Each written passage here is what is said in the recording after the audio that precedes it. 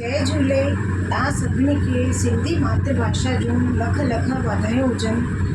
अॼु सिंधी मातृभाषा दिवस आहे।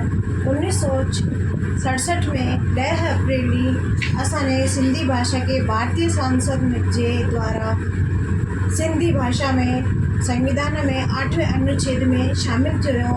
त जॾहिं असांखे संविधान एतिरो ॾिनो आहे त असां सिंधी पाण में गॾिजी करे ही संकल्प वठूं त असां हर घर में सिंधी भाषा ॻाल्हायूं, सिंधी भाषा खे महत्व ॾियूं। सिंधी असांजी लुप्त थींदी वञे, हिंदीअ में पिया ॻाल्हायूं त असां घर में बि सिंधी ॻाल्हायूं।